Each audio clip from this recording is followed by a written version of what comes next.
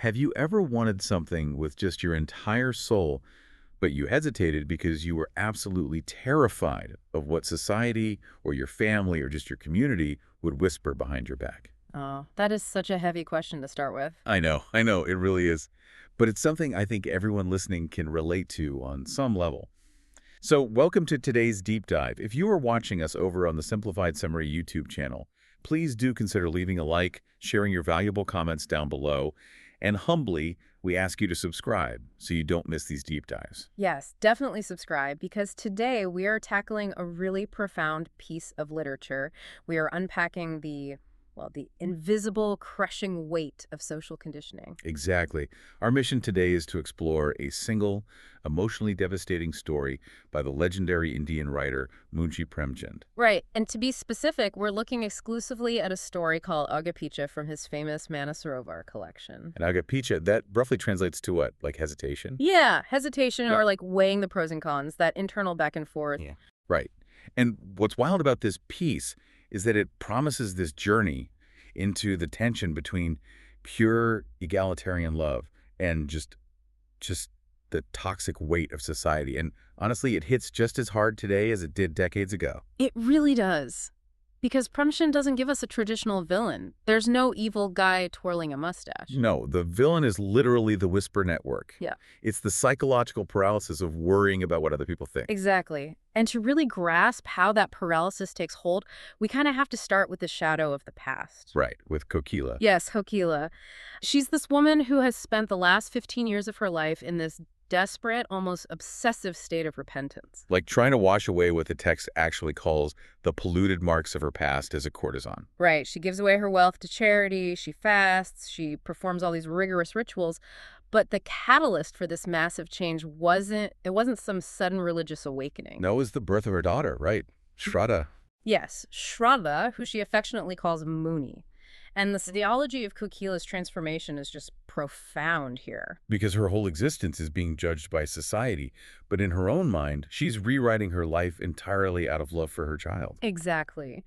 Premchen gives us this really poignant detail. He says that looking at her newborn infant brought this fleeting, sad smile to Kokila's face, followed immediately by a heavy sigh. Oh, wow. Just a heavy sigh. Yeah, because that single fragile cry of a child completely shifted her trajectory. She realizes that society is going to brand her daughter with her sins. So she basically decides to buy a new destiny for her child through just sheer moral purity and devotion. That's exactly it.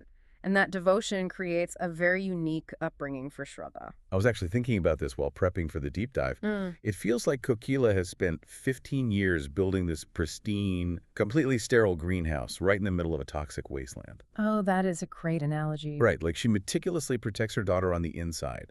So Shraddha blossoms into this remarkably pure-hearted young woman. She really does. She's utterly devoted to her mother and completely unaware of the social stigma attached to her family's past. But the inherent flaw of a greenhouse, is that it's made of glass. Right. It's completely transparent. Exactly. It might keep the toxic soil out, but the outside world is always watching. They're always judging. And Kokila knows that glass is fragile. That's why she carries such an immense psychological burden. Because she cultivated this beautiful naivety in Shraddha. But that innocence is exactly what makes her so vulnerable. Yes. Shraddha literally lacks the vocabulary to comprehend the malice of the outside world. She operates on a completely different moral frequency. There's that one moment where she explicitly says that nobility comes from Dharma, right? Right. From a person's righteousness or their character, not from the family they just happen to be born into. She even quotes the poet Rahim to back that up. Oh, I love that part. She recites this line saying, "It's better to die drinking poison if that poison is offered with true, genuine love." Rather than taking like a loveless cup of nectar. Exactly. And that isn't just a throwaway line of poetry for her. It's the bedrock of who she is. She reveres her mother's devotion. Like when Kokila breaks down and asks if Shraddha is secretly ashamed of her. Oh, that scene is heartbreaking. It really is. Kokila asks if she wishes she'd been born into a quote-unquote high family.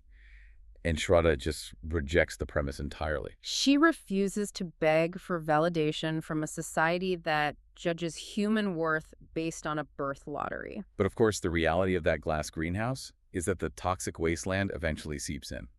Always does. And the collision with reality happens when Shraddha steps out into polite society for the first time at this women's gathering. The Mahila Mandal event. Right. And the moment she walks through the door, the crowd just turns on her. The whisper network activates instantly. It's so swift and ruthless. They're pointing and staring, literally mocking her out loud as the courtesan's daughter. Yeah, this is exactly how social exclusion functions. They police the boundaries of their group by making an immediate example of the outsider. But amidst all this mocking from these elite voices, one person actually stands up to defend her. Yes, a young student wearing Khadi. And we should probably pause on the Khadi for a second for anyone listening who might not know. Oh, definitely. Because it's a really intentional detail. Khadi is this simple homespun cotton cloth. And in this era, wearing it was a loud political statement. It signaled progressive, egalitarian, anti-elitist ideals, Gandhian ideals specifically. Right, so this young man, his name is Bagatram. And his clothing is our first visual cue that he actively rejects those rigid hierarchies. Because he's a Dalit student. From the Chamar caste, the son of an orderly. Exactly. He's highly educated and progressive, but he's still completely marginalized by the very people he's sitting with. So when he defends Shraddha, they find this sudden, unexpected kinship. They bond over that shared exclusion because Shraddha is genuinely blind to caste and class. When he explains his background and how people physically shrink away from him, she doesn't even flinch. She just reiterates her core belief. She tells him she measures people by their Dharma. And they fall deeply in love. Which, you know, on paper, they are the perfect match. Two outcasts finding a safe harbor in each other. But Premchand isn't going to let idealism win that easily. The complication hits when we meet Bagatram's parents, Chaudhary and Chaudharain. Right. And this is where the story gets into the really insidious cyclical nature of oppression. The hypocrisy is just staggering to read. Because Kokila approaches Bagatram privately, wanting him to marry Shraddha. She knows her health is failing and she just wants her daughter to be safe. But Bagatram hesitates. He makes excuses about needing to pass his exams first. And when he finally mentions the marriage to his parents, their reaction is just, it's a masterclass in double standards. They've suffered under the caste system their whole lives, but the second they meet someone they perceive as lower, they immediately weaponize the exact same prejudices against her. They are thrilled about a free wedding because they know Kokila has some money. They're literally calculating the financial windfall in their heads. But in the exact same breath, the father demands to know Shraddha's father's name, her exact lineage. They want the outcast's money, but they demand the pedigree of the elite. It's infuriating, and Bagatram just stays completely silent while they plan to secretly investigate her background. He knows what they'll find, and he knows how vicious they'll be, but he doesn't say a word. I have to say, I really struggled with Bagatram here. I have to push back on his character. Oh, I totally get why. Because Shraddha is so devoted. She tells him she doesn't blame his parents for their prejudice. Yeah. She actually offers to wash their dhotis and massage their feet. She literally calls herself a slave of love. Yes. She says she'll pick the white hairs from his mother's head and sing village songs for her. With a partner offering that level of pure devotion, why is he making weak excuses about exams? Well, your frustration is exactly what Premchand wanted you to feel. Really? Yes. You're looking at his Khadi clothes and his education and wondering why his actions don't match his ideals. Exactly. Why doesn't he just stand up for her? The answer is the title of the story, Agapiccha, hesitation. So he's just paralyzed. He is suffering from a massive case of cognitive dissonance.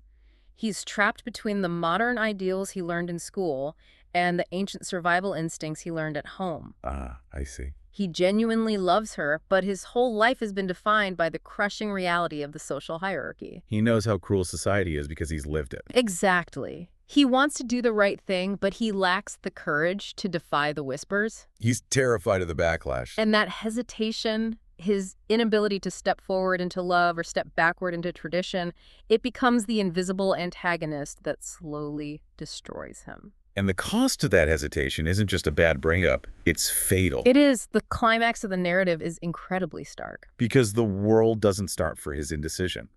Kokila thinks his parents' greed is a green light, so she starts preparing for the wedding. Buying clothes, ordering intricate jewelry. And Shraddha is just engulfed in hope. She's literally glowing with anticipation. She thinks her Dharma has won. But the contrast with Bagatram is horrifying. While she's glowing, he is physically and mentally wasting away.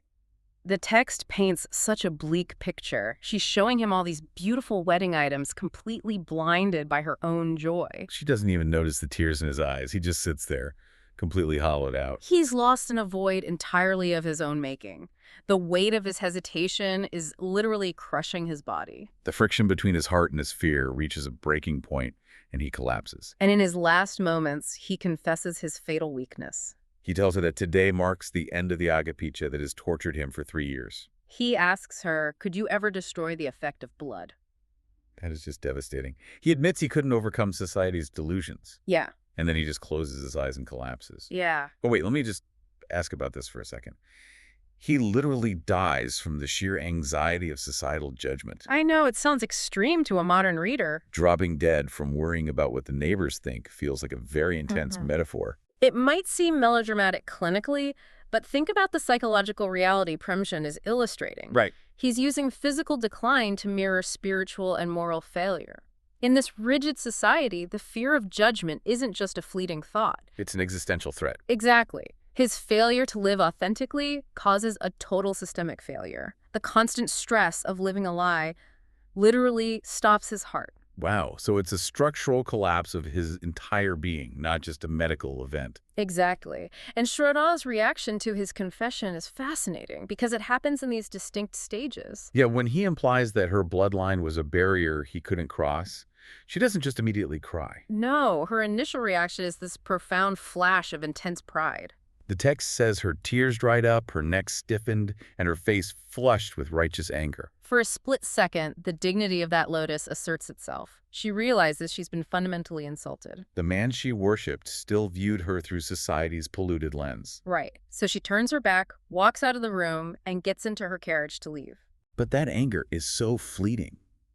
Because the moment she processes that he is actually dying, That pure, unconditional love takes over completely. she runs. She literally flies down the stairs and sprints through the streets back to his house. It's a frantic, desperate dash. All those rules of propriety just vanish.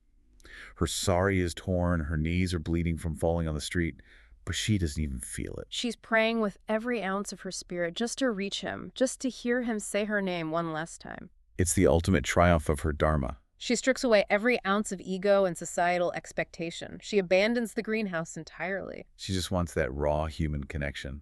And she does reach him. Those final moments are so beautiful. Premchand writes that death erases all prejudice. In the face of absolute finality, all that hesitation, all the worries about the Mahila Mandal, it just evaporates. Death is the ultimate equalizer.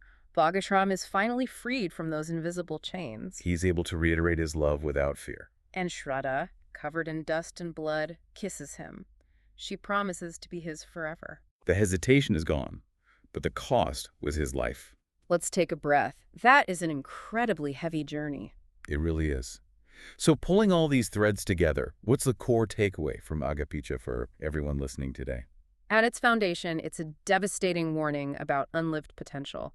It shows us the fatal cost of letting the fear of society's rules override genuine human connection. Bagatram had everything right in front of him. Pure love. But he let the phantom of judgment scare him to death. He weighed the pros and cons until he ran out of time. The tragedy of letting the outside world dictate your inner life. And, that leaves us with something really uncomfortable to chew on. Oh, for sure. Premchand wrote this decades ago about specific caste dynamics. But if you look at modern life, look at dating apps. The algorithm. Exactly. Look at the filters that let you quietly sort out matches by education, zip code, income, or family background. The tools have changed, but the underlying psychology is hauntingly similar. Have we actually evolved past the whispers of the women's gathering? Or the hypocrisy of his parents demanding a pristine lineage. Right. Has we just invented new sanitized vocabulary to judge people? We might not say bloodline anymore. We call it a cultural fit or compatible backgrounds. But ask yourself, are we using technology to find love or just to automate the Mahila Mandal's whispers? The Agapiccha might not be spoken aloud anymore, but it's built right into the code. Something to really think about the next time you find yourself hesitating. And with that, we wrap up today's deep dive. Again, if you're watching on the Simplified Summary YouTube channel, please remember to like, comment, and humbly, we ask you to subscribe. Thanks for listening, everyone. We'll see you in the next deep dive.